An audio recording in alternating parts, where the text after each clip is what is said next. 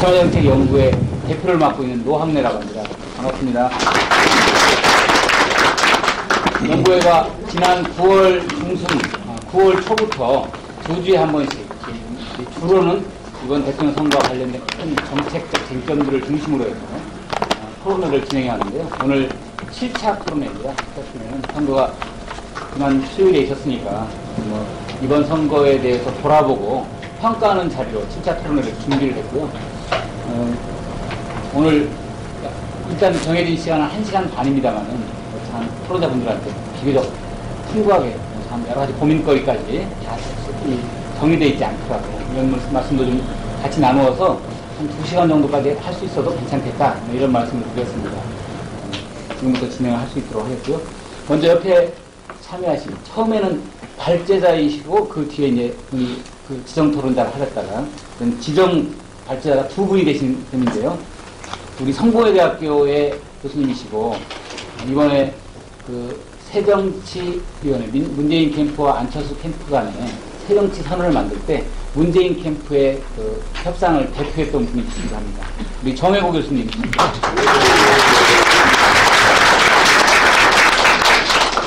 옆에는 서울과기대 교수이시고요. 안철수 캠프의 이 정치개혁과 관련된 이 정책 멘토를 맡아 하셨던 고원 교수님이십니다. 그리고 옛 참여당 최고위원이었고 지금은 진보정의당 최고위원입니다. 그리고 그 앞에는 통진당, 통합진보당 최고위원까지 해서 최고위원을 내리 3개의 정당에서 합니다. 천호선 최고위원입니다.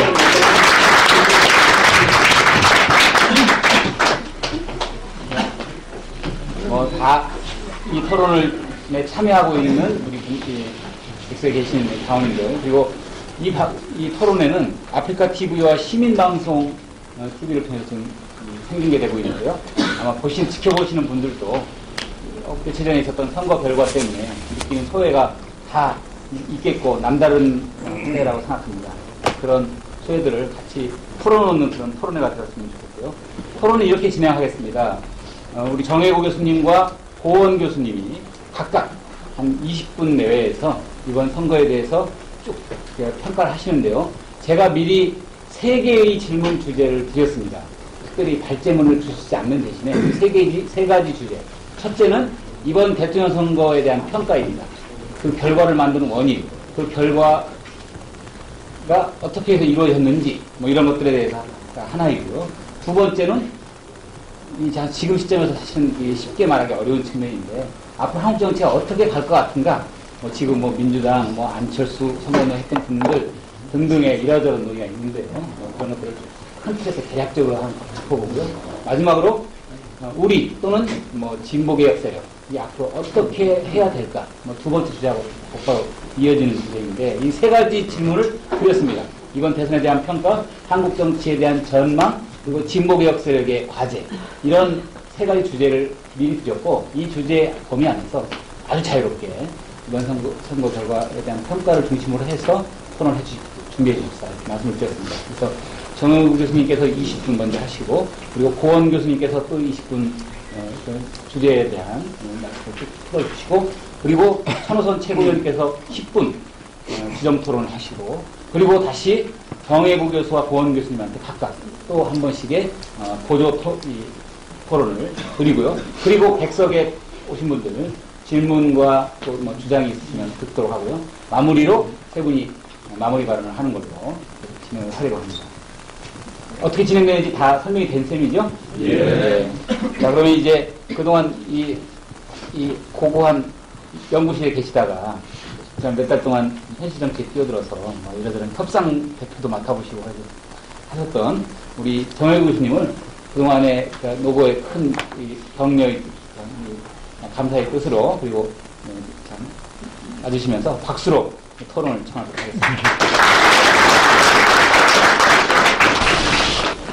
사실 오늘 무슨 평가를 한다든지 그건 좀 어려울 것 같아요. 저도 멘붕 상태에 빠져있기 때문에 그런 상황 속에서 정리되는 것도 아니고 좀 그렇습니다. 그래서 평가를 하기보다는 제가 좀 느낀 것 좀 중심을 좀 말씀을 드리겠습니다. 저 같은 경우는 그 학교에서 정치학이 이제 전공하고 이제 한국 정치를 전공하기 때문에 이제 학자로서의 어떤 그런 한국정치를 분석하는 그런 입장에 있었습니다. 그런 입장에 있고, 제가 이번에 이제 국회에서 새정치위원회 이제 간사를 맡고, 뭐 간사를 맡다 보니까 그 안철수 팀과 그 협상할 때 저보고 이제 팀장 좀 나가달라고 해서 이제 팀장 나가서 협상도 이제 하고 그랬습니다. 그래서 어떻게 보면 뭐 학자지만 동시에 이제 그 대선의 한 중간에서 그 현실 체험을 좀 했어요. 저는 좀 이런 생각이 많이 듭니다. 지금 한국 정치에서 이제 벌어지고 있는 여러 가지 현상들이 우리 정치학 교과서에 잘 안 맞아요. 그래서 교과서만 보면 이게 잘 분석할 수가 없습니다. 그럴 정도로 이제 한국 정치가 굉장히 역동적이고, 그 다음에 뭐 교과서 얘기하는 그런 방향으로 흘러가는 것이 아니고, 어떻게 보면 예측하지 못하는. 그래서 아마 여러분도 이제 그 방송 같은 데 보면 아시겠지만, 아마 거의 정치학자들은 많이 안 나와요. 그러니까 대신에 이제 평론가들이 주로 많이 이제 뭐 평론을 하더라고요. 그만큼 이제 어떻게 보면, 원론적인 어떤 교과서에서 얘기하는 거하고 현실하고 좀 괴리되어 있어가지고 굉장히 다르게 이렇게 진행되는 측면이 좀 있는 것 같습니다. 그리고 이제 그런 속에서, 한국 정치를 분석하는 저희 학자들도 좀 고민이 많습니다. 왜 그러냐면 저희가 배운 거, 저희가 생각하는 거와 다르게 현실하고 괴리가 너무 크고, 그런 부분에 대해서 이제 충분히 이제 설명을 못하고, 좀 그렇습니다. 근데 저는 이번에 이제 문캠프에 참여를 하고, 그 다음에 새정치위원회 간사를 하면서, 현장에서 이렇게 보면서 굉장히 많은 걸 느꼈어요. 평소에도 이제 뭐 한국 정치에 대해서, 여러 가지로 이제 관심을 가지고 있었기 때문에 여러 가지 느꼈겠지만, 오히려 현장에 들어와서 보니까 한국 정치가 직면한 문제들이 뭐다. 그런 것을 아주 좀 어떻게 보면 굉장히 실감나게 또 어떻게 보면 뼈저리게 이렇게 좀 느꼈던 그런 측면들이 있습니다. 그래서 오늘 얘기는 그 중심을 좀 말씀을 드리고, 그런 속에서 앞으로 우리 정치랄까 그런 것이 저도 아직은 모르겠습니다만 뭐 앞으로 이제 어떻게 해야 되느냐 그런 것도 좀 말씀드리도록 하겠습니다. 제가 새정치 이제 간사를 맡으면서 제가 이제 주로 했던 역할은 정치 쇄신에 관한 여러 가지 이제 정책들을 만드는 거였었어요. 그래서 이제 사실 저는 전혀 그런 생각을 안 했었습니다. 그러니까 이번 대선이 정치 쇄신이 가장 사람들의 관심을 끄는 그런 주제가 될 거라고 생각은 안 했어요. 왜 그런가 하면 제가 판단하기에는 2010년에 이제 6.2 지방선거부터 이렇게 나왔던 흐름이 있습니다. 그건 주로 이제 복지, 경제민주화, 일자리, 이제 그런 사회, 경제, 민주화의 흐름이에요. 그렇기 때문에 이제 이번 대선에서 그런 그 사회, 경제적 민주화가 가장 커다란 문제이고, 그 다음에 이제 그런 과정을 통해서 대선에서 우리 쪽에 승리를 한다면 시대가 이제 바뀌는 거 아니냐. 이렇게 이제 봤기 때문에 정치가 가장 커다란 이슈가 이제 될 거라고 생각은 안 하고 그냥 자원봉사 차원에서 그냥 좀 도와주러 이제 갔던 겁니다. 근데 이제 갑작스럽게 이제 정치 쇄신이 가장 이제 최대의 이제 문제로 떠오르게 됐는데, 그것은 제가 볼 때 그 안철수 후보 등장 때문에 이제 그렇게 된 것 같아요. 안철수 후보가 이제 등장을 하면서 기성 정치에 대해서 이제 새 정치를 내걸었고, 새 정치를 내거니까 기성 정치대 이제 새 정치라는 그런 일종의 그런 어떤 그 관계가 이제 만들어지면서 그러면 기성 정치에 대해서 잘못된 게 뭐냐, 새 정치가 뭐냐, 이런 것 사이에서 이제 관심이 가장 중요한 이제 관심사가 됐어요. 그렇게 되면서 이제 그런 속에서 여러 가지 이제 일종의 정치 쇄신에 대한 안인 같은 걸 만들어내는데 굉장히 좀 당황했습니다. 왜냐면 그 부분에 대해서 정치라는 것을 그냥 하면 되는 것이지, 어떤 새로운 정치의 내용이 뭐냐라는 것을 고민을 많이 안 한 상황 속에서 새 정치가 이제 그 핵심적인 어떤 문제, 정치 쇄신 문제를 이제 등장하면서 그걸 구체적인 정책으로 매일같이 만들어야 되는데, 굉장히 힘들더라고요. 근데 이제 급하니까 막 만들어냈어요. 정신없이. 평소에 준비가 됐더라면, 저기 했을 텐데, 준비도 별로 안 된 상태 속에서, 그래서 매일같이 만들어내고, 그 다음에 이제 문재인 후보가 발표를 하고, 이렇게 하는데, 제가 나중에 봤더니, 정치 쇄신과 관련해서 한 몇십 가지가 되는 것 같더라고요. 그리고 그거 다 10초만 되면 우리나라 정치 무적이 바뀌겠더라고요. 뒤집어질 정도로 바뀌겠더라고요. 그러니까 아는 무적이 만들어냈어요. 그것도 이제 별다른 준비 없이. 그러면서 이제 그 흐름이 잡히더라고요. 흐름이 이제 뭐냐면, 정치 쇄신을 하라. 특히 이제 기성정치의 반감이 얼마나 심한가라는 부분을 뼈저리게 느꼈습니다. 그 이제 안철수 후보 현상으로 이제 드러난 거죠. 드러나게 됐으면서 이제 기성정치가 제대로 이제 하지 못하는 부분이 이제 분출이 된 거죠. 그래서 이제 기성정치를 뭔가 바꾸기 위해서 뭘 해야 되느냐. 근데 이제 하나는, 뭐 여러분들 아마 이제 그 대선 과정에서 봤겠지만, 기득권 내려놓는 문제였어요. 근데 저는 동의는 안 했습니다. 왜 그러냐면, 기득권 내려놓는 문제가 이게 정치를 잘하는 건지, 그렇지 않으면 일종의 정치에 대해서 일종의 그 사람들이 이제 반감이 많지 않습니까?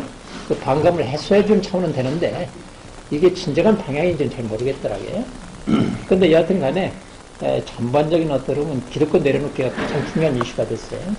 그래서 뭐 되면 대통령 기득권을 내려놓겠다. 그 다음에 국회의원도 뭐 공천권 이런 거 내려놓겠다. 뭐 국회도 기득권 내려놓겠다. 뭐 그래서 기득권 내려놓는 문제가 굉장히 많습니다. 그리고 이제 이 문제는 제가 볼 때 그동안 알게 모르게 이제 기성정치에서 쌓인 기득권이 뭐 제법 상당히 많아요. 그래서 그걸 당연히 이제 내려놔야 되는 문제가 있고, 또 하나는 저는 좀 이제 기득권 내려놓는 문제가 좀 과도하다고 느껴졌어요. 그건 어떤 문제인가 하면, 약간 기성정치에 대한 이게 분노가 이제 폭발을 하니까, 정치에 관한 건 전부 다 내려놔라. 이제 그런 식이, 실제 필요한 것도 내려놓으라라는 어떤 그런 약간 과잉 어떤 그런 게 있지 않습니까? 그런 게 약간 분출이 됐습니다. 그래서, 그 기득권 내려놓기 문제는 한편으로는 타당하게 내려놔야 되는 문제도 있겠지만, 또 한편으로는 기성정치에 대한 반감 때문에 과도하게 요구됐던 측면이 있고, 거기에 부응하려다 보니까 그냥 이것저것 다 내려놓는 그런 측면이 하나 있었습니다. 그 다음에 이제 또 하나의 측면은 제가 볼 때 참여하고 소통의 문제였어요. 그러니까 이명박 대통령에 대해서 우리가 이제 불통이라고 얘기하는데, 사실 이명박 대통령만 불통이 아니고 기성정치도 시민들이 볼 때 이게 불통인 거예요. 그래서 이제 일반 시민들이 제대로 참여하기도 어렵고, 그 다음에 소통도 안 되고, 그리고 이제 더구나 이제 그것과 관련해서 지금 젊은 사람들이 투표에 정치에 관심 갖고 선거에 이제 참여하기 시작했습니다. 아마 이번에 이제 그 투표율이 굉장히 올랐지 않습니까? 거기에는 나이 드신 분들도 많이 참여를 했겠지만 젊은 사람들이 대부분 이제 참여를 했던 겁니다. 그래서 젊은 사람들이 이제 정치에 관심을 갖는데, 이게 기성정당에 갈 마음이 안 나는 거예요. 그러니까 정치에 관심을 갖고 뭔가 참여를 해야 되겠는데, 기성정당은 참여해본 바도 없고 기성정당에 문을 열어놓는 것도 아니고, 그렇기 때문에 기성정당이 이 참여 소통의 문제에서 그동안 얼마나 이렇게 게을렀는가라는 게 이제 눈에 보이더라고요. 그리고 특히 이제 젊은 사람들은 SNS라든지 온라인 가지고 이제 그렇게 하지 않습니까? 그런 부분에 대해서 이제 기성정당이 전혀 준비를 안 하는 거예요. 예를 들어서 민주통합당 같은 데서 그런 쪽하고 젊은 SNS라든지 온라인 쪽하고 이게 소통이 안 되는 거예요. 소통이 되면 뭘로 소통이 되냐면 문재인 후보 개인으로 되는 거예요. 문캠프하고 되는 것이지 민주통합당하고 되는 게 아닙니다. 그래서 이제 그 참여 소통의 문제, 그게 또 하나의 문제였고, 그 다음에 또 하나는 저희들 이제 생활정치, 사회정치 그런 식으로 이제 불렀습니다만, 먹고 사는 문제죠. 우리 정치가 기본적으로 이제 먹고 사는 문제인데, 그 문제는 생각보다 좀 덜 이렇게 분출이 됐는데, 그것은 뭘로 분출이 됐는가 하면 정책으로 분출이 됐습니다. 그래서 경제민주화라든지, 그 다음에 일자리라든지 복지라든지, 그게 전부 어떻게 보면 일종의 생활정치, 사회정치지 않습니까? 사람들이 먹고 사는 문제, 그런 정치였는데, 그 문제는 정치 자체로보다는 정책으로 이제 표출이 되니까 저기 했습니다만, 제가 볼 때는 그것도 이제 가장 중요한 정치 전환의 핵심이 아닌가 이제 그런 생각이 들었습니다. 하여튼, 그래서 제가 느꼈을 때 이번 선거 과정에서는 바로 이제 그런 문제들이 그 국민들이 이제 원하는 어떤 그런 거였고, 그런 과정에서 이제 정치 쇄신의 새정치의 어떤 내용이었던 게 아닌가 이런 생각이 듭니다. 기득권 내려놓는 문제, 그 다음에 또 하나는 참여 소통의 문제, 그 다음에 또 하나는 사람들이 먹고 사는 문제와 관련된 정치요. 이런 것들이 어떤 정치 쇄신 새정치의 핵심적인 내용이 아닌가라는 생각이 들었습니다. 그 다음에 이제 그것과 관련해서 그러면 이제 저희들이 이제 정치 쇄신 새정치를 얘기하면서 제가 이제 안철수 캠프 쪽하고 이제 협상을 하면서 느꼈던 걸 좀 말씀을 드리겠습니다. 사실 저는 제가 이제 협상 대표팀으로 나가는 것을 생각도 못했어요. 그래서 저는 뭐 외부인이죠. 외부인이고 사실 뭐 정착을 전공은 하지만 제가 뭐그 당에서 뭐 현실협조를 하는 것도 아니고. 근데 이제 어느 날 갑자기 이제 저보고 팀장 나가달라고 해가지고 굉장히 당황했어요. 당황했는데 여하튼 나가달라고 그러니까. 그래가지고 협상 나가기 전에 무슨 지침이 있는 것 같더니 지침도 없어요. 그래서 지침도 없고 팀장인데 나가서 협상을 해야 되는데 뭐 이걸 어떻게 해야 되나. 그래서 여튼 뭐 그 두 의원하고 제가 팀장이 돼서 나갔습니다. 나가가지고 그냥 한번 해보자. 그래서 이제 나가서 이제 협상을 하는데 그 이제 안철수 이제 후보 안철수 캠프 쪽에서 이제 김석식 씨가 나와가지고 이제 저기를 했는데 그쪽에서 이제 요구했던 것은 그 안 후보가 이제 저 인하대인가 인천대인가 어디 가서 얘기했던 그런 부분이 중심이었어요. 국회의원을 축소를 시키자 이 문제.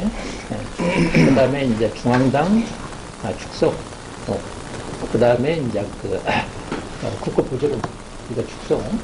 이것을 이제 강력하게 얘기를 했는데 그 문제에 대해서 뭐 어느 정도는 제 개인적으로는 좀 받아줘야 되는 거 아니냐 그런 생각도 가지고 있었어요. 왜 그러냐면 안철수 후보하고는 같이 가야 되는 그런 입장이지 않습니까? 같이 또 타협을 해야 되는 이제 그런 입장이고 이제 그랬는데 이렇게 협상을 하면서 좀 제가 좀 느꼈던 게 뭐냐면 제가 이건 이제 협상 대표이기도 하지만 정착자로서도 느꼈던 게 그런 겁니다. 방향이 좀 아닌 것 같다는 생각이 많이 들었어요.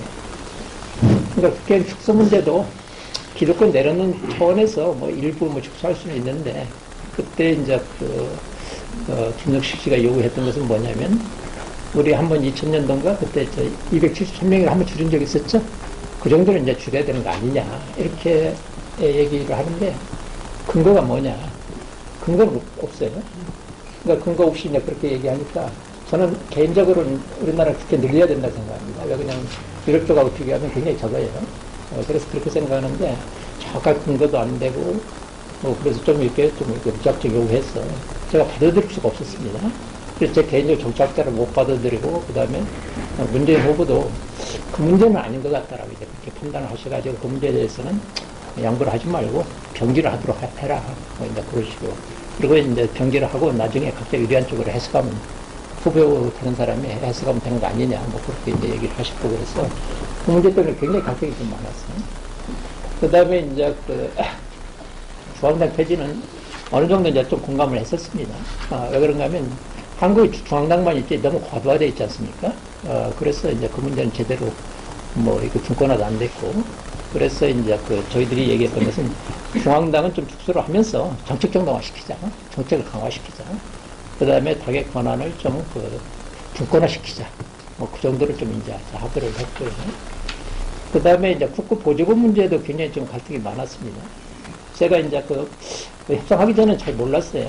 근데 이제 한국에 이제 국고 보조금으로 정당이 대체적으로 한 80%를 국고 보조금 받아 쓰고 20% 정도가 이제 당비, 후원금 이런 거 가지고 이제 하더라고요. 그런데 이제 국고 보조금을 안 받으면 현실적으로 당이 운영하기가 어렵답니다. 그렇다고 해서 이제 당원이 늘어나는 것도 아니고, 그래서 그것은 그게 내용적으로 옳다기보다는 그냥 이게 현실적으로 이제 그렇다는 거예요. 하여튼 이제 그 문제도 이제 국고 보조금 문제도 결국 좀 줄이고, 그 다음에 대신에 정책 정당을 위해서 이제 당 연구소 있지 않습니까? 그분은 늘리는 식으로 이제 그런 식으로 이제 합의를 했어요. 근데 이제 그런 과정에서 주로 이제 앙캠프 쪽에서 주장했던 것은 다운사이징, 줄이는 문제, 다. 국회의원 줄이고, 중앙당 줄이고 다 줄이는 문제인데, 일부 동의는 했지만, 동의하지 못하는 문제, 그런 문제에 대해서는 상당히 이제 갈등이 좀 심했고, 아마 그 과정에서 안철수 후보도 좀 약간 갈등이 생겼을지 모르겠어요. 아마 그런 문재인 후보도, 제가 볼 때는 문재인 후보가 안철수 후보가 약간 이렇게 잘 나가다가 약간 좀 삐끗한 부분이 제가 볼 때는 쓰레기 협상부터 아마 큰 게 아닌가 해서 한편으로 죄송하기도 하고 좀 그런 생각이 들어요. 그 나중에 단절할 때 약간 감정싸움 비슷하게 이제 됐지 않습니까? 그런 생각이 들었는데, 그 과정을 거치면서 이제 어떤 생각이 들었냐면, 이 새정치라는 현상이 막 그냥 분출하고 이제 그런데, 위에서 정치를 그건 안 후보도 그렇고, 민주당도 그렇고, 문 후보도 이제 그렇고, 위에서 새정치 방향을 정확히 합의가 안 돼 있다는 거예요. 그러다 보니까 뭐 새정치를 막 그냥 각자 좋은 대로 해석해가지고 그러다 보니까 새정치에 대해서 갈등이 너무 심한 거예요. 저는 지금도 그렇다고 생각해요. 과연 새정치가 뭐냐? 이게 뭐 어떻게 보면 그냥 다 줄이는 게 새정치냐? 그렇지 않으면 방향을 제대로 정당히 발전할 수 있게 새정치냐? 여튼 그런 부분에서 지금 합의가 안 돼 있는 상태예요. 그래서 저는 앞으로 새로운 정치를, 그냥 과거 정치를 이제 할 수는 없습니다. 새로운 정치를 만들어 나가기 위해서는 새 정치가 뭐냐라는 문제에 대해서 저희들이 굉장히 많이 고민을 좀 해야 된다고 생각을 해요.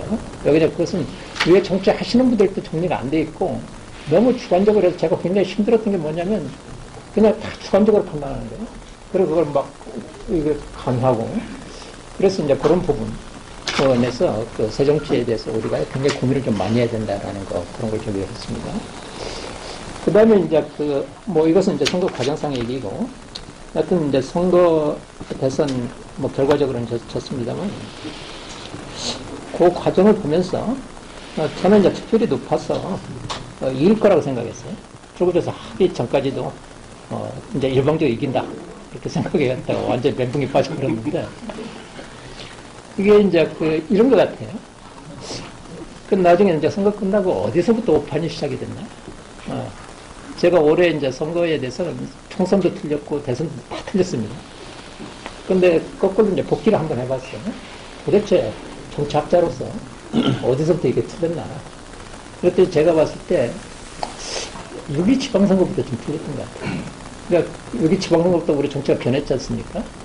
여기 지방선거에서는 제가 볼 때, 그러니까 지금 제가 볼 때 진보대 보수는 5대5 정도는 올라갔어요.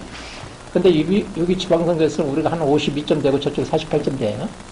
그래서 우리가 이길 수 있었던 것은 우리가 잘나서 그런 것이 아니고 그때 이명박 중에 한 가운데서도 선거를 했기 때문에 그렇습니다. 그리고 이제 지방선거에서 우리 쪽에서 지방에서 도지사 좀 젊은 사람들이 많이 나갔죠. 그것 때문에 이제 여기 지방선거가 우리가 예상하는 이상으로 투표가 많이 나온 겁니다. 그래서 여기 지방선거에서는 우리가 52대 48 정도 이겼습니다. 근데 너무 그때부터 우리가 과신했던 것 같아요. 과신했는데 총선에서 우리가 조금 제대로 민주당이 제대로 못했죠. 그러니까 어떻게 바뀌었냐면 거꾸로 저쪽이 52가 되고 우리가 이제 48이 된 거예요. 그 다음에 이제 막판에 우리가 이제 이렇게 했는데 또 이제 52대 48 우리가 진 거죠. 그러니까 5대 5까지는 올라왔어요. 올라왔는데 우리가 지방선거 때부터 좀 우리가 과대평가했다는 그런 생각이 하나라고 이제 생각을 좀 해요.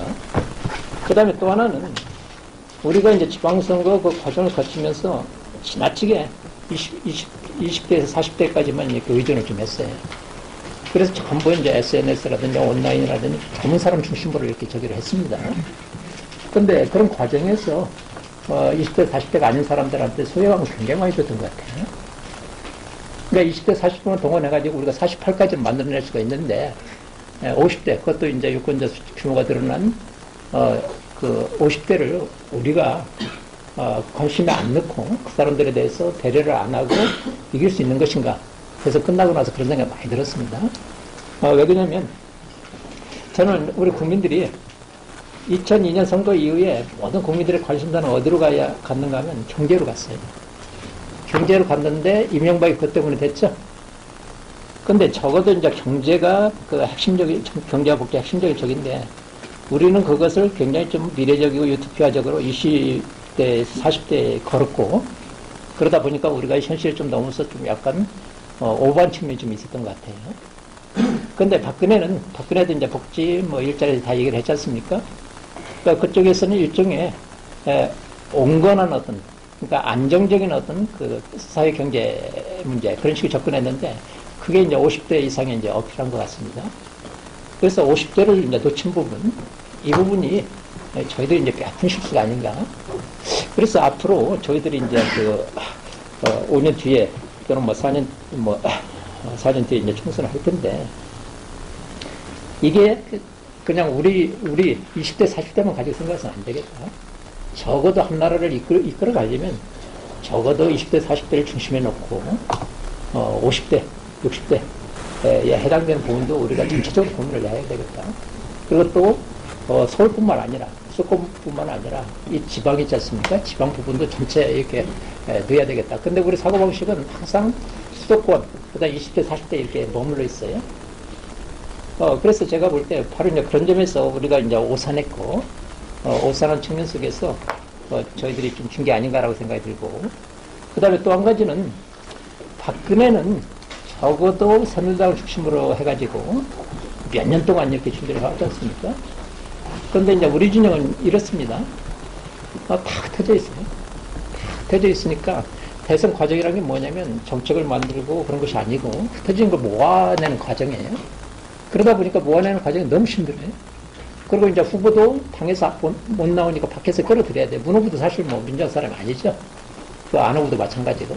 밖에서 끌어들이고, 그 다음에 그 과정에서 흩어진 걸 다 모아내야 되니까 모든 온갖 힘을 다 거기에 소진이 되는데, 국민들 입장에서 생각할 때, 민주당이나 진보 진영은 항상 평소에는 흩어져가지고 싸우다가 선거 때만 되면 한 1년 전부터 그때부터 모아내기 시작하는데, 모아내는 과정에서 뭐 굉장히 여러 가지 우여곡절이 많고, 그랬을 때 과연 국민들이 신뢰감을 줄 수 있는 것인지, 그건 모르겠습니다. 제가 볼 때, 제가 국민이라도 신뢰감 안 줄 것 같아요. 우리는 이쪽에 속해 있으니까 이제 그렇게 생각하지만, 적어도 한 나라의 대통령이 되려면, 적어도 몇 년 전부터, 이게 후보로서 좀 이렇게 등장을 하고, 그걸 중심으로 키워내고 정책을 만들어내야 되고, 그런 게 좀 있어야 되지 않는가 이런 생각이 듭니다. 그런 의미에서 우리가 너무 대통령 후보나 대통령 선거 이런 것을 너무 좀 이렇게 그냥 이렇게 가볍게 이렇게 치르는 게 아닌가. 우리가 진중한가 그런 어떤 반성이 굉장히 많이 들었습니다. 그래서 저는 개인적으로 이렇게 생각을 합니다. 예를 들어서 민주통합당 같은 경우에 집단지도 취재 같은 거 없애야 된다고 생각합니다. 리더십을 세워야 된다고 생각합니다. 왜냐하면 집단지도 취재라는 게 뭐 별로 똑똑하지 않은 사람들 다 개파별로 나눠 먹는 거죠. 그렇게 해서 이제 공천할 때 다 자기 한 명씩 추천해가지고 다 나눠 먹는 거예요. 거기서 인물이 안 키워집니다. 국회의원들도 줄 서야 돼요. 그런 구조에서는 똑똑한 대통령 후보를 만들어낼 수가 없어요. 그러다 보니까 다 구정치인이 되는 거죠. 그럼 나중에 이제 새로운 사람 끌어와야, 밖에서 끌어와야 돼요. 그런데 그 과정에서 얼마나 우여곡절이 많습니까? 이런 식의 정치로서는 도저히 대통령 후보를 만들어낼 수도 없고, 정책을 준비할 수도 없고, 그러다 보니까 대선 들어가면 밖에 사람들 끌어모아가지고, 저 같은 사람들 막 끌어모아가지고, 그때부터 막 정신없이 이제 하는데, 이게 과연 대통령 선거에 나서는 우리 진보 진영의 태도인가? 그런 데 대한 어떤 어떤 반성감이랄까? 그런 거 굉장히 많이 좀 들었습니다. 하여튼 그래서 이제 그런 점들이 선거 과정에서 제가 이제 느낀 점이고요. 마지막으로, 앞으로 어떻게 해야 되느냐, 이제 그런 문제 조금 말씀을 드리겠습니다. 저도 잘 모르겠어요. 저도 잘 모르겠는데, 이런 것은 이제 분명한 것 같아요. 젊은 사람들이 본격적으로 이제 그 정책 관심을 가진 건 사실입니다. 어떻게 보면, 그 63%에서 이번에 이제 75점 얼마 나왔죠? 10몇 프로가 이게 좀 굉장한 거예요. 그리고 이제 젊은 사람들이 이제 그 선거에 이제 참여하기 시작이 이게 지방선거부터입니다. 그래서 이것은 그러니까 젊은 사람들이 투표를 안 하다가 이제 완전히 이제 밑바닥을 찍고 다시 올라가고 있어요. 그래서 장기적으로 볼 때는 저는 그 시대는 우리 편이라고 생각을 해요. 근데 문제는 뭐냐면 이것을 이제 우리 편으로 이제 끌어들이고 좋은 정당을 만들어서 이걸 이제 잘 준비하는 과정이 안 돼 있어서 그렇지. 저는 대중은 준비됐다고 생각합니다. 근데 준비 안 된 건 우리 진보 진영의 정치권이에요. 그렇기 때문에 우리 진보 진영의 이제 정치권이 제대로 해서 준비된 이 대중들을 어떻게 끌어낼 수 있느냐라는 문제, 그 문제를 좀 이제 해야 되는 게 아니냐라고 생각이 좀 들고요. 그 다음에 이제 그런 속에서 이 젊은 사람들이 어떤 식으로, 정치를 어떤 식으로 하느냐라는 것을 우리가 이제 주목할 좀 필요가 있습니다. 모르겠습니다. 우리 이제 진보 진영은 가지고 있는 이제 모델이 어떤 모델이냐면 서구에서 대중정당 모델이에요. 대중정당 이제 모델이 어떤 거냐면 산업화 과정에서 노동자들이 이제 많이 이제 규모가 확산이 되지 않습니까? 그러면서 이제 보통소득권이 확대가 되면서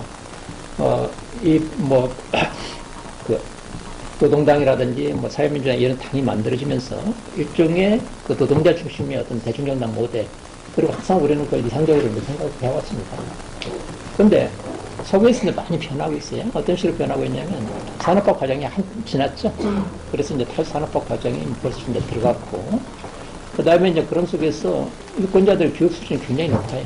굉장히 높아졌고, 그 다음에 상당 부분 이제 진산층화되어 있는 측면도 있고, 그 다음에 가장 핵심적인 부분은 개별주의가 되어 있습니다. 그렇기 때문에 자기가 아는 정보가 너무나 많기 때문에 이제는 어떤 집단에 속하지 않더라도 자신이 판단하는 거예요. 그래서 요새 무당표가 굉장히 많죠? 그러니까 정치적 관심이 높은 무당표가 굉장히 많아지는 게 전반적인 추세입니다.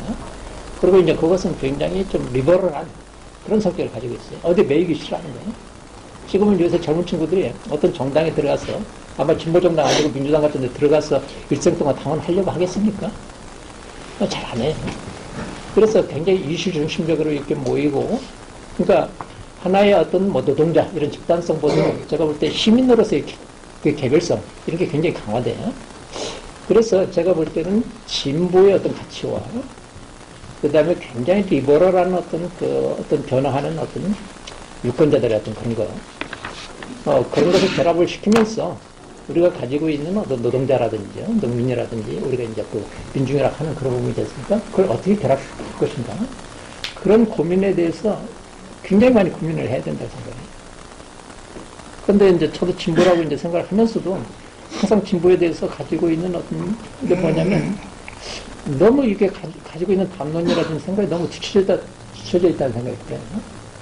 모르겠습니다. 지금도 보면 우리 운동권 내부에는 NLPD 우리 깊죠? 그게 언제적 얘기입니까? 제가 볼 때는 그거는 제가 10년 돼 있었던 얘기예요. 그리고 시대가 굉장히 많이 변해요. 그러면 우리 진보 진영에서 그런 시대 변화에 따라서 여러 가지 고민하고, 왜냐하면 정당이 지 얻지 못하면 아무것도 아닌 거예요. 그래서 매일같이 고민하고 새로운 변화를 탐색하고 그걸 어떻게 맞출 것인가 고민해야 되는데, 우리 담론은 그냥 20, 30년 전에 있는 거 가지고 계속 그것을 무슨 기술처럼 외우고 있는 거예요. 그런 식으로 했을 때 과연 우리가 시대를 쫓아갈 수 있는 것이냐 모르겠습니다. 그냥 몇 사람이 이게 뭐 신념으로서 하나의 정당 만들어서 하면 모르겠지만, 적어도 이 직분하고 뭔가 정당에서 지지를 얻어가지고 한다는 그런 어떤 부사를 가지고 있다면 저는 굉장히 많이 고민을 좀 해야 된다고 생각합니다. 하여튼 5년 동안 저희들이 이제 고민을 좀 해야 되기 때문에 어떻게 보면 5년 동안 시간이 주어진 것이 하죠. 그래서 저는 좀 발본적으로 새롭게 생각하고 그런 속에서 뭐 저희들이 그러니까 이게 너무 이렇게 미시적인 문제에 매일 필요는 없을 것 같아요.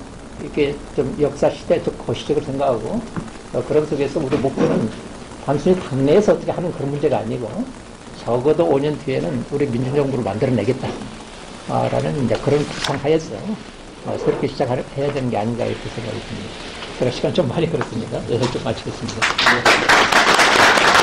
그때 어쨌든 선거 캠페인에 참여하고 협상에도 그렇게 그런 경험이나 이런 것들을 더해서 말씀해 주셨습니다.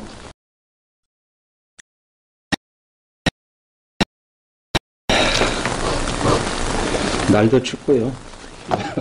마음도 춥고 뭐 멘붕주의 그 주독도 좀 덜 빠진 상태에서 말이 좀 제대로 나올지 모르겠습니다. 사실 뭐 냉정함을 유지할 수 있는 조건에서 뭐 좀 대선에 대해서 좀 평가도 하고 좀 앞으로 뭘 해야 될 것인가 뭐 좀 정제된 발언들을 해야 되는데 사실 조금 너무 빨리 좀 불러주셔가지고 사실 저번에 대선 과정에서 제가 한번 좀 제 상황도 그렇고 해가지고 좀 이렇게 초청을 좀 거부한 게 있어서 좀 미안해가지고 좀 제가 억셉트를 하긴 했습니다만 사실 제 발언에 대해서 좀 책임질 자신이 좀 없습니다. 그렇지만 왔기 때문에 좀 성심껏 제 이야기를 좀 하겠습니다. 사실 뭐 저도 옆에 정혜구 선생님처럼 사실 좀 그 대선 한 3일 전부터 야 무난히 이기겠다 뭐 이런 생각을 좀 했어요. 그래서 완전히 이제 틀린 건데 사실 그래서 제가 뭘 대선에 대해서 이러쿵 저러쿵 평가할 자격이 있는지 뭐 그것도 이제 되게 조금 의심스럽고요. 사실 3일 전까지는 뭐 민주당의 모 인사가 저한테 좀 어떻게 보느냐라고 해서 조금 저는 약간 좀 3일 전까지만 해도 어렵다고 본다. 왜? 뭐 일단 우리 쪽에 좀 프레임이 잘 안 읽힌다. 그렇지만 저쪽에는 뭐 여러 가지 좀 뭐 TV 토론도 뭐 못하고 박근혜 후보 조금 허접해 보이고 그럼에도 불구하고 뭔가 저쪽에서는 프레임이 읽힌다. 뭐 이제 이런 이야기를 근거로 해서 아직까지는 좀 조금 힘들 수 있지 않느냐. 근데 사실 3일 동안에 제가 판단력이 좀 확 흔들린 건데요. 프레임 이야기는 좀 이따 다시 이야기를 하겠습니다. 사실 이제 저는 개인적으로 뭐 2002년에는 제가 이제 국회에 있으면서 뭐 의원 보좌를 통해서 간접적으로 대선에 참여해봤던 거고, 그래서 그건 뭐 제 본격적인 참여라고 볼 수는 없고, 사실 이번이 좀 두 번째 2007년에 이어서 두 번째 참여인데 결과적으로 두 번 다 실패를 했습니다. 그래서 그 우리 흔히 하는 말로 그러니까 삼시세판이라는 말이 있는데 지금 카드를 2개 써가지고 지금 한 개 남았는데 한 개를 쓰고 가야 되는지 그냥 앞으로 좀 조신하게 살아야 되는지 그것도 좀 결정을 해야 됩니다. 제 개인적으로는. 두 번째 제가 안철수 캠프에 사실 이제 참여하게 된 동기는 제가 우연하게 작년 11월에서 12월 사이에 안철수 후보의 그 어떤 정치 스터디를 이제 도와준 게 계기가 돼가지고 이제 참여를 했던 것 같은데요.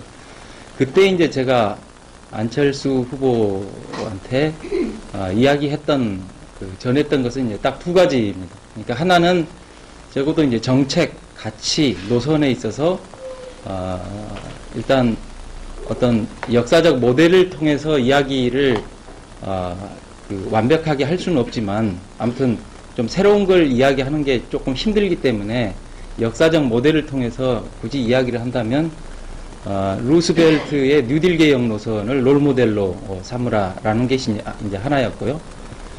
또 하나는 그러니까 정치 참여를 하기 위해서는 그 가장 중요한 게 이 코어 리더십을 구축하는 게 가장 중요하다. 그래서 그 코어 리더십이 어떻게 해서 구축되는가? 이제 그런 이야기를 좀 했습니다. 특히 이제 그러니까 우리나라 어떤 그 정치 그리고 정당의 문제가 뭔가 또 이 정당의 문제가 계속 풀리지 않고 계속 반복되고 되풀이되는 요인이 그러니까 결국 이렇게 어떤 그 가치와 노선과 어떤 리더십으로 잘 훈련되고 단련된 또 새로운 어떤 그 비전을 갖춘 그런 코어 리더십들이 없기 때문이다. 그러니까 이를테면 과거에는 일종의 이제 그 리더십 집단이 있었다라는 거예요. 나름대로 부족하지만 리더십 집단이 있었다라는 건데 그게 이제 지금 다 그 무너진 상황이어서 그 코어 리더십을 만드는 게 가장 중요한 문제인데 그 리더십이 이제 어떻게 만들어지는가? 그 리더십이 어느 날 한순간에 뚝딱 만들어지는 게 아니고 여러 가지 정치적 실험과 동고동락의 과정을 통해서 계속 어떤 그 팀워크, 그러니까 소위 스포츠 팀이 그러니까 팀워크를 만들어 나가듯이 뭐 그렇게 해서 만들어지는 것이기 때문에 지금도 늦었지만 그 반드시 이제 총선에 참여를 해서 그 속에서 그 어떤 신당을 만들어서 민주당과 뭐 빠킹이 난달지 뭐 이런 것들은 좀 피해야 되겠지만 아주 제한적으로 아주 전략적인 지점에 그 자기 세력들을 만들어 나가는 뭐 그 과정에서 내가 그 함께 정치할 수 있는 그런 어떤 코어들 집단적 리더십을 만들어 가야 된다. 뭐 이제 이런 조언들. 그러니까 두 가지를 했었는데 그러니까 첫 번째는 그 많이 수용을 한 것 같아요. 그래서 뭐 안철수의 생각이라는 책에서도 본인 스스로가 루스벨트를 롤모델로 삼고 싶다. 또 안철수의 생각에 관통하는 전반적인 이제 그 어떤 노선이나 뭐 이런 것들도 사실 이제 그게 뉴딜 개혁 노선이라고 봐도 크게 무방한 것이에요. 근데 그 두 번째 문제를 그 거의 그냥 뭐랄까 그 거의 무시했다고 해야 되나요? 그러니까 전혀 수용을 안 하시는 것 같더라고요. 전혀 수용. 사실 그래서 저도 뭐 그때 별로 이제 그렇게 되니까 뭐 당신이 뭐 그걸 수용을 못 하시겠다면 나도 뭐 더 이상 할 말이 없다라는 식으로 이제, 그리고 이제 관계가 이제 좀 끊어졌어요. 관계가 끊어졌고 그냥 계속 지켜봤죠. 그냥 지켜봐. 근데 이제 상당히 좀 뭐랄까 좀 회의적으로 많이 봤었는데, 제가 이제 생각을 다시 이제 조금 바꾸게 된 계기는 안철수의 생각이라는 책을 출판했는데, 뭐 그 어떤 깊이나 어떤 내용의 질에 대해서 많은 뭐 호사가들이 이러쿵저러쿵 뭐 원론적인 뭐 수준이라는 등 뭐 그런 좀 뭐 폄하하기도 했지만, 그분한테 무슨 전문가 수준의 어떤 깊이나 그런 질들을 요구할 수 있는 건 아니지 않습니까? 저는 그게 대단히 잘 정리되어 있고 또 시대적 과제를 대단히 잘 포착하고 있다라고 생각을 했었습니다. 뭐 그렇게 생각을 했었고, 또 뭐 그 위에 이제 출마선언 임박해서 뭐 아무튼 저한테 함께 하자라는 그런 어떤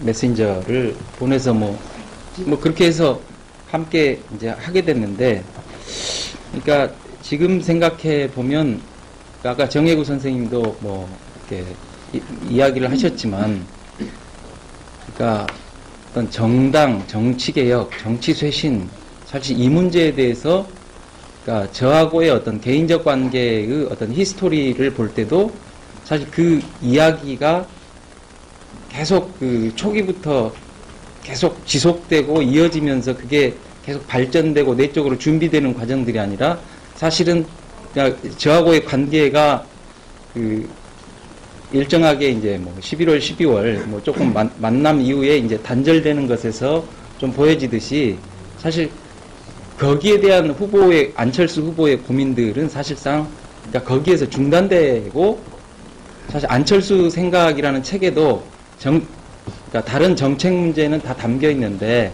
정당 정치 쇄신 문제에 대해서는 전혀 이야기가 안 돼 있다.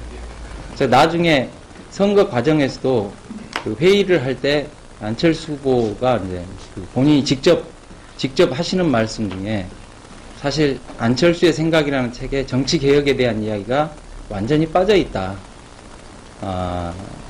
사실 그 부분에 대해서 좀 일찌감치 잘 챙겨서 제대로 정립을 못 해낸 게 굉장히 본인이 후회스럽다라는 말을 직접 이제 하신 적이 있습니다. 사실 이제 뭐 정치 쇄신이라는 어젠다를 좀 선도적으로 제기를 하고, 또 뭐 거기에서 굉장히 중요한 여러 가지 좀 방향에 대한 어떤 문제 제기들이 이루어졌다고 생각을 합니다. 그러니까 정치 쇄신에 대한 어젠다를 제기했을 뿐만 아니라 그 쇄신의 내용이나 방향이 그러니까 정당의 정치권의 기득권과 특권을 내려놓는 쪽으로 가자. 그 다음에 뭐 진영 논리를 넘어서 또 증오의 정치, 적대성의 정치를 좀 넘어서 가보자. 뭐 이런 것들이 진보적 의제와 어떻게 연결될 수 있는가라고 하는 좀 어떤 그 문제의 어떤 일단들을 잘 던져줬다고 생각을 해요. 근데 사실 이제 거기까지가 끝이었던 것 같고요. 구체적인 방법론에 있어서 사실 많이 이제 좀 엇나가기 시작했던 것이고, 그 과정에서 저는 뭐 사실 후보하고 상당한 좀 충돌이 생겨가지고 뭐 제 역할은 이제 거기서 사실상 끝나는 식이 되고 이제 말았습니다. 그래서 나중에 제가 뭐 프레시안이라는 지면을 통해서 평가를 하기도 했지만, 사실 그 고민들이 초기부터 꾸준히 이어져 나오지 못했던 거, 또 어떤 그런 고민들을 할 수 있는 그 정치 참여의 어떤 시점들이 너무 늦게 이루어졌던 거, 그래서 타이밍을 상실했던 뭐 이런 것들이 상당히 좀 뼈아프게 좀 이렇게 평가돼야 되지 않느냐, 뭐 그런 이야기를 제가 지면에도 썼습니다만, 뭐 나중에 들어보니까 뭐 안철수 후보도 비슷하게 본인은 평가를 하고 있는 것 같습니다. 뭐 그런 거고요. 뭐 제 이야기가 뭐 이번 대선 과정에서는 별로 풍부하게 해드릴 게 별로 없어가지고 제가 한 역할이 많지 않아서요. 다만 이제 그 대선 이후에 며칠 동안 곰곰이 생각하면서 여기 계신 분들도 많이 생각을 하셨겠지만 생각을 하면서 좀 정리했던 것들을 좀 이렇게 간략하게 말씀을 좀 드리도록 하겠습니다. 아까도 제가 말씀을 드렸지만 사실 제가 좀 대선 예측에 많은 분들도 마찬가지입니다만 저 역시도 크게 이제 실패를 했었고, 그러니까 결국은 제 판단력이 사실 많이 막판에 흐려진 건데, 일단 그냥 단순히 판단력이 흐려졌다 좀 이런 문제가 아니라 대선 끝나고 며칠 동안 생각하면서 굉장히 좀 많은 반성을 좀 했습니다. 그러니까 결국 내가 지금까지 정치 현실을 보는 나의 분석 틀이 너무 협소하고 너무 허술한 곳이 많았다라고 하는 것들을 좀 깨달았고요. 그래서 좀 프레임, 정치 현실을 보는 내 어떤 프레임이나 어떤 패러다임, 이걸 많이 수술하고 수정하고 뭔가 업그레이드를 해야 되겠다라는 그런 것들을 굉장히 좀 강하게 깨달았습니다. 특히 이제 많은 분들이 또 지적을 하고 있습니다만 사실 50대 현상이라고 볼 수 있는 이 현상을 전혀 수용하지 못했다라고 하는 거, 여기에서 굉장히 좀 단적으로 좀 드러난 부분이고요. 사실 이제 지금까지 되게 이제 진보의 정치 전략은, 그러니까 일종의 이제 20에서 40대를 묶어서 단단하게 묶어서 바람을 일으켜서 투표율을 높이면 보수를 압도할 수 있다라고 하는 그런 어떤 전략 프레임이었다. 근데 그게 이제 뭐냐면은 사실 이것도 오래된 프레임은 아니에요. 이 프레임은, 그러니까 저는 지방선거 2010년 지방선거 프레임이라고 봅니다. 그러니까 20, 30대의 잠재력이 처음으로 확인된 게 2010년 지방선거. 조금 빠르면 그 이전에 각종 재보궐선거. 여기에서 이제 이렇게 20, 30대의 어떤 잠재력이 슬슬 드러나기 시작하면서 지방선거를 거치면서 20, 30대들이 왜 투표장에 나왔을까? 이게 이제 우리가 계속 집중적으로 고민했던 것이고, 20, 30대를 소위 20, 30대를 단단히 묶고 어떤 정치적으로 동원할 수 있는 이런 어떤 전략에 이제 주로 집중을 해왔었던 것 같고요. 근데 이런 지방선거 이 프레임이, 그러니까 박원순 서울시장 재보선 11호 재보선까지 이제 계속 됐던 것이죠. 근데 이 프레임이 어느 순간부터 잘 작동을 하지 않는다라는 게 드러난 게 총선이었고, 사실 그때 총선에서 뭔가 이렇게 프레임이 업그레이드 돼야 된다라고 하는 것들을 적어도 좀 전략을 하는 사람들은 좀 인지를 했어야 되는데, 그걸 인지한 사람들이 하나도 없었다라는 거. 그러니까 저 역시도 사실 마찬가지입니다. 전략에 대해서 조금 안다라고 평가를 받는 저 역시도 마찬가지였고요.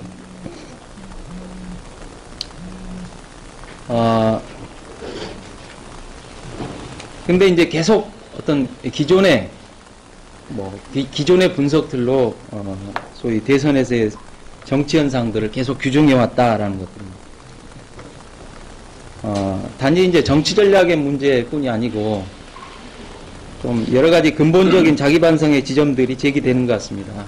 그러니까 아까 정혜구 선생님 말씀하셨지만 지금까지, 그러니까 우리가 세상을 보는, 정치를 보는, 또 사람들을 보는 그 프레임, 관점이 자꾸 이제 자기 지지층들만을 한정해서 그런 어떤 시야가 갇힌 그런 어떤 정치 전략의 어떤 근본적 한계가 드러났다.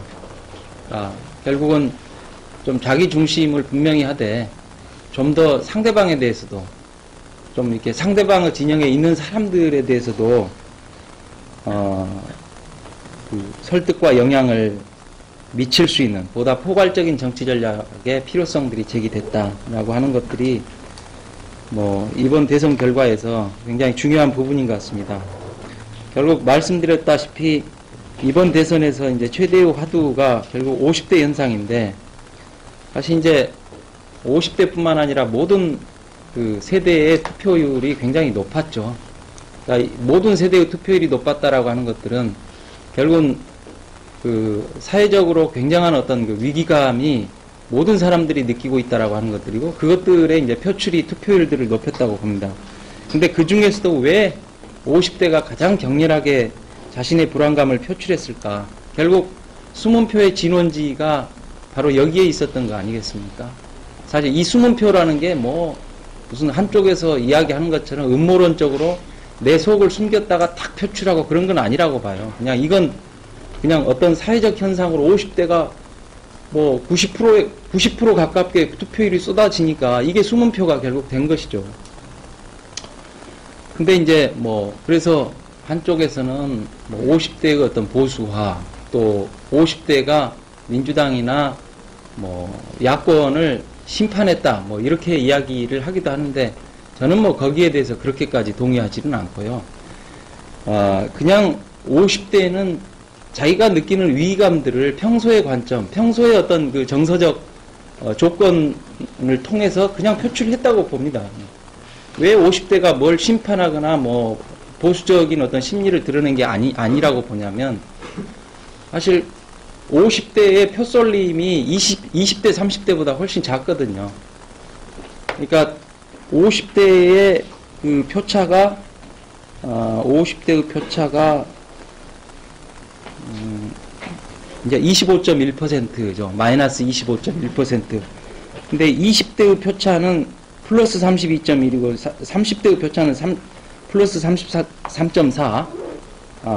또 60대 이상은 이제 마이너스 44.8%인데, 표쏠림이 사실 다른 세대들보다 훨씬 작아요. 40대만 빼고는. 그래서 뭐 50대가 뭐 야권을 뭐 심판했다, 50대가 보수적 심리를 표출했다, 뭐 이런 건 좀 과도한 표현인 것 같고, 그냥 사회경제적으로 그 가장 위기감들을 많이 느끼는 사람들인데, 이 사람들이 자기가 평소에 갖고 있던 생각을 통해서 이렇게 표출을 한 것이고, 그 부분에 대해서 그러니까 야권의 그 민주당의 민주진보의 그 정치 전략, 선거 전략이 그 부분들을 그냥 흔들지 못하고 그냥 뭐 이렇게 방치를 해버린 거라고 해야 되나요?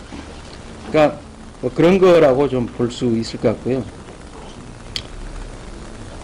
그러니까 과연 50대 현상이 무엇이었을까? 보통 이제 20대, 30대를 삼불세대라고 이야기를 하죠. 불안, 불신, 불만. 삼불세대라고 이야기를 하는데, 그러니까 미래에 대한 어떤 불안감이 가장 강한 세대라고 했는데, 저는 50대는 결과적으로 보니까 미래에 대한 불안이 아니라 결국 당장 현실의 발등에 떨어진 불안, 두려움, 공포, 뭐 이런 거 같습니다. 미래에 대한 불안이 아니라. 그러니까 이게 이제 훨씬 더 20대, 30대보다 강렬한 어떤 불안, 위기감들을 느꼈다라는 거. 제가 시간을 좀 체크를 하면서 가겠습니다. 네. 한 10분만 더 할까요? 네. 그러니까 뭐 50대의 어떤 불안감의 그 사회적, 경제적 실체가 어떤 것이냐라고 하는 것들은 뭐 다 대충 아시기 때문에 제가 다시 뭐 그 재론을 하지 않겠고요. 사실 이런 어떤 당장의 이 문제, 그러니까 당장 눈앞에 펼쳐진 이 문제 때문에 정말 불안하고 공포스럽고 지금 막 죽어나가잖아요.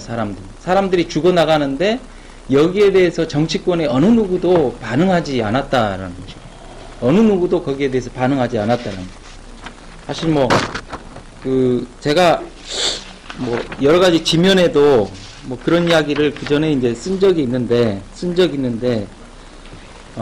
뭐 저도 뭐 이걸 뭐 명확하게 좀 알아서 썼다라기보다는 조금 희미하게 조금 뭐 좀 이런 문제가 중요한데라고 이제 뭐 지면에 공개적인 지면에 썼던 것을 뭐 한두 구절만 말씀을 드리겠습니다. 읽어보겠습니다. 그러니까 지금의 정치판은 여야 가릴 것 없이 어느 정치인을 막론하고 미래를 이야기하지만 그들이 말하는 미래란 내가 정권을 잡는다면이라는 허구적 가정 아래 대중에게 무한한 인내만을 끊임없이 강요하는 기만적 언설에 지나지 않는다. 그래서 우리는 그들에게 미래를 말하지 말고 당장의 실천으로 보여달라고 말해야 한다. 대중들은 더 이상 기다릴 여유가 없다. 삶의 시한폭탄이 째깍거리는 상황에서 미래를 이야기하는 것은 대중에 대한 조롱에 지나지 않는다. 이런 판에서 안철수가 하나의 대안이 될 수 있으려면 대중의 절박한 요구에 기울이지 않는 기만의 정치판을 걷어차는 용기를 보여줘야 한다. 또 뭐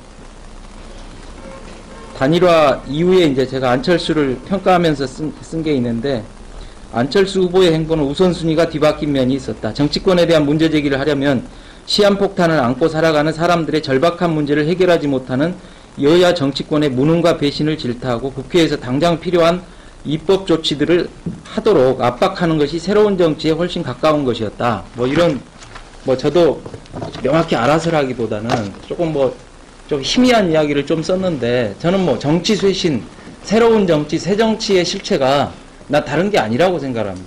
바로 당장의 악소리를 내면서 죽어가는 대중의 어떤 그 절규, 비명, 이런 문제에, 당장의 문제에 반응할 수 있는 정치, 이게 새로운 정치의 핵심이라고 생각을 합니다. 근데 그런 문제에 대해서 정치권의 어느 누구도, 어느 세력도 전혀 반응해주지 않았다라고 하는 거, 이게 가장 핵심이 아닐까 생각합니다. 특히 뭐 야권의 문제를 몇 가지 좀 정리를 해봤습니다. 자, 첫 번째, 박정희 5.16 쿠데타와 유신체제를 갖고 새누리당과 과거사 논쟁을 벌이는 정도. 두 번째, 경제민주화와 복지를 말했으나 당장의 문제로 만들지 못하고 추상적인 거대 담론의 구호에 그쳤다. 세 번째, 총선 전까지만 해도 MB 심판을 그토록 외치더니 그 소리도 온데간데 없어졌다. 네 번째, 죄송합니다. 이정희 후보는 자신의 허물에 대해서는 단 한마디 반성도 하지 않고 박근혜를 향해 허풍이 가득 담긴 독설을 쏟아냄으로써 가해자와 피해자가 뒤바뀌는 착시현상이 일어났다. 이런 겁니다. 그러니까 이건 대중들이 과거 민주정부, 민주세력에 대해서 갖고 있는 기억과 굉장히 여전히 계속 연장되어 있는, 사실 저는 뭐 민주정부들이 정책적 팩트에서는 보수 세력이나 보수 정부에 결코 뒤질 것이 없다라고 생각을 해요. 다만 문제는 뭐였냐, 민주정부, 민주세력이 그 보수 세력과의 프레임 전쟁에서 졌다라는 거죠. 프레임 전쟁.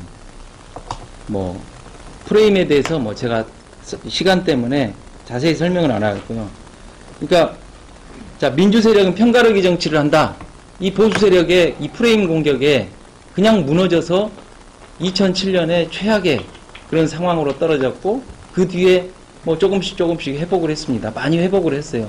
굉장히 많이 변화했고, 많이 쇄신했고, 많이 개선했다고 생각을 합니다. 자기 개선을 했다고 보면. 그러나 여전히 부족했던 것이죠.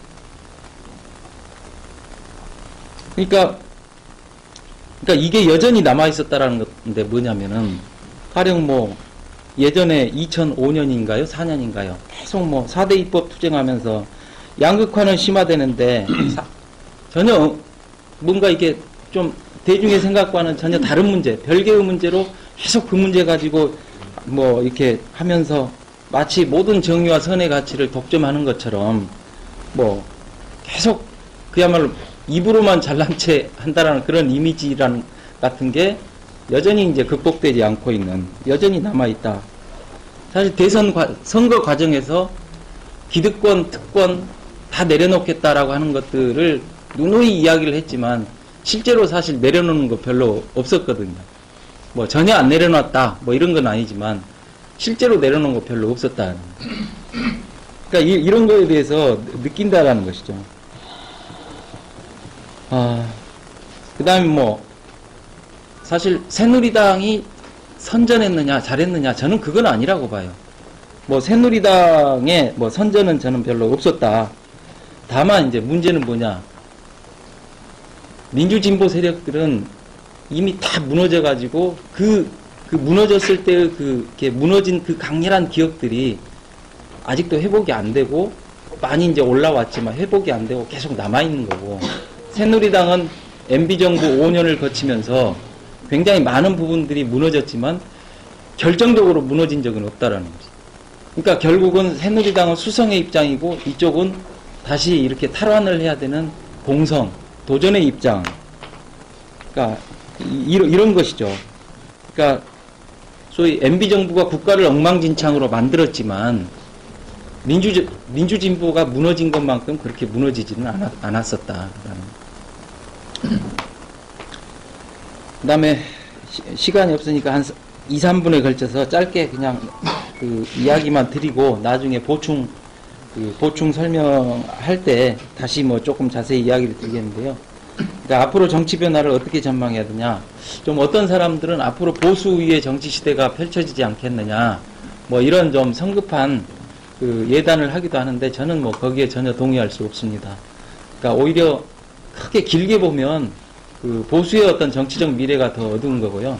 아니 뭐 그 민주진보 세력들은 어쨌든 그 2007년에 어떤 최악의 상황에서 많이 올라왔어요. 제가 볼 때 많이 올라와 있고 많이 또 변화하기 위해서 많이 했고, 그렇지만 여전히 그럼에도 불구하고 여전히 주체적인 역량이 2% 부족해서 진 겁니다. 그래서 그 2%까지도 채워낼 수 있는 그런 노력들을 계속한다면 저는 5년 후에 4년 후에 반드시 의회 권력, 행정 권력 다 되찾을 수 있으리라고 생각을 해요. 그러니까 저는 뭐 이걸 비유를 하자면 그 2004년 미국 대선과 똑같지는 않지만 거의 비슷한 상황이라고 봅니다. 2004년 때 그 대중의 열망이 있었죠. 미국에서도 소위 그 부시 정권의 네오콘 정권의 집권을 막아야 된다라는 그런 열망들이 있었고, 또 대중들뿐만 아니라 지식인들, 영화배우, 모델, 심지어는 그 투기자본의 대명사라고 불리우는 그 소로스 같은 사람들까지 나서서 부시 정권의 그 재집권을 막고자 했으나 실패했잖아요. 그리고 굉장히 많은 사람들이 멘붕에 빠졌었죠. 근데 4년 후에 쉽게 탈환을 했고요. 뭐 우리도 뭐 비슷한 상황이다. 비슷한 상황이다. 단지 2%가 부족했던 것이다. 뭐 이렇게 보고요.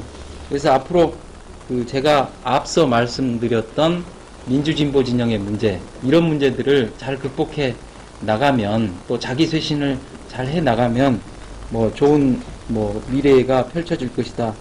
하나 제가 이제 다시 이야기를 드리겠지만 그 하나 좀 특별히 이야기를 드려야 될 것은 지금 50대 현상에서도 이렇게 50대 현상도 좀 강렬한 시사를 해줬지만 경제위기 문제에 대한 그 민주진보 진영의 그 담론이나 어떤 그 대응 전략, 이게 전혀 대선 과정에서 전혀 없었다라는. 그 안철수 후보가 사실 그 경제위기 담론을 구성하려고 했던 게 정치권의 기득권 특권 내려놓기예요. 근데 그 방향이 매우 잘못된, 방향은 잘 잡았으나 강론에서 매우 잘못된 방향으로 나가서 뭐 그랬는데, 사실 그러니까 이쪽에는 경제민주화, 복지 뭐 이런 이야기들은 있었지만 경제위기에 대한 어떤 그 담론적 대응 전략, 이거 전혀 없었고요. 이걸 못하면 소위 보수정치 세력들이 이걸 가지고 적대성의 정치, 증오의 정치를 작동시켜서 그 박근혜는 국가적 위기관리 잘 못할 거예요. 못하는데 그 위기관리 어떤 그 책임을 소위 진보나 소위 노동이나 뭐 이런 쪽에 전가시키는 그런 적대성, 증오의 정치 전략을 그 작동시킬 가능성이 상당히 크다라는 것이죠. 그래서 여기에 대한 대응 전략들을 준비하지 않으면은 굉장히 좀 힘들어진다. 이 부분들을 좀 이야기를 하고요. 그 다음에 진보 정치 세력의 과제와 관련해서는 일단 시간이 갔기 때문에 여기서 마치고 제가 보충할 때 좀 이 부분에 대해서 말씀을 드리겠습니다. 고맙습니다.